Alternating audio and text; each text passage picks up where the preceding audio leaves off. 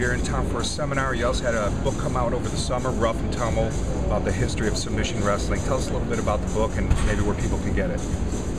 The book is based on the history of submission wrestlers, catch style people, Jiu Jitsu, Judo, a lot of the history of the Gracies, the whole family, Helio, Carlos, Count Coma, who was the actual teacher who trained all of them, and then it's got a lot of the old farmers and a lot of the old presidents that were all wrestlers and submission guys from the past. There's a lot of stuff to be learned from them.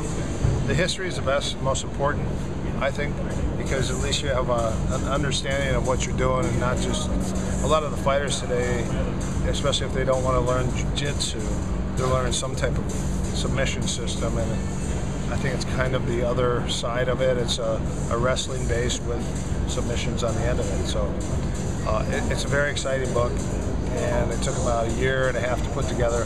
Me and two other guys put it together, so it's pretty exciting. And you're in town here for a seminar, and I see your website, you got these things lined up going well into next year. What can people expect when they come to an Erik Paulson seminar? What are they gonna, what's the focus? What are they gonna learn? We're gonna do tons of techniques, lots of drills, lots of sweating, sparring, striking, shoot boxing, wrestling, counters to wrestling, counters to striking, ground and pound, and a lot of cool submissions.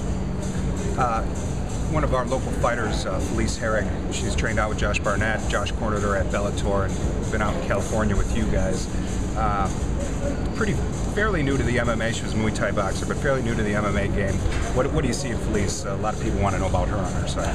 Felice came out and trained with us at our camp for approximately 2 to 3 months. She trains really hard. I hit it out with her. I just, right off the bat, just said, hey, this is the way it is.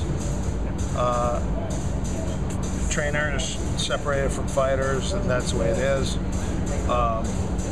She trains super hard, very interested to spar with all the guys that were her size, and just threw down with everybody, and then just fought Bellator and won like that. Yeah. You know, she has a bright future, and I think you know, she's a good-looking girl. She's in shape, and she's focused. So Polish power away. When you're doing this, I mean, a lot of people call them pioneers and all that, but you definitely fall under that title. Pioneer means you're old. Old as dirt. When you're doing this early in the 90s, winning a SHOOTO championship, did you ever expect or even think that MMA would become so global and so big? And, I mean, on TV, getting ratings like the National Football League. I did. That's why I tried to promote it all over the world. That's why I went back to England in 1992, 93, 94, till now, and that's why it is as big as today, because I've been teaching seminars all over the United States, all over Europe, to help them become big and expose people to combining the arts. I had a guy in England or in New Zealand come in. He was a world-class Olympic judo guy. He said he's going to come in and stop the bastardization of martial arts. So he was going to come in and kick my ass. Yeah. And then when he saw what we did and realized, and I asked him questions about the throwing because he's an Olympian, then he was like, oh, you know, like, oh, well, maybe there is a future in this. And I said, you'll see it is. I said, most guys are taking their gis off now to make money. I said, you'll see that all the jiu-jitsu and judo guys now understand that 10 years ago I was telling everyone to take the gi off because all the guys that make money don't wear a gi.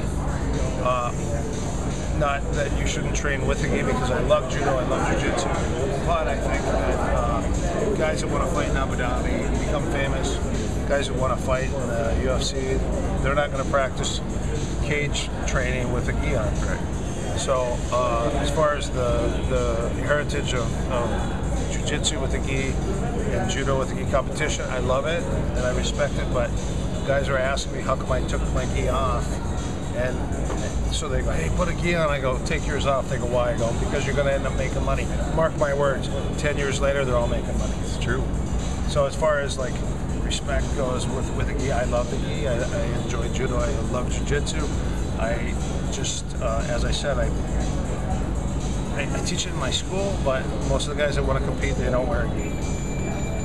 Not everybody can make it out to a seminar. Is there a way for people to get a hold of your teachings on a DVD or something like that? We talked about the book. How can people get the stuff on their hands if they can't make it out? You can go on my website. I have a website, erikpaulson.com, ERIKPAULSON. Also, I have a pay-per-view site, which has got tons of catch wrestling, running takedowns, and some really cool new submission tricks. It's called PaulsonCSW.com, and it's got. I'm actually flying to Virginia next week to shoot a ton of new stuff for it. Cool.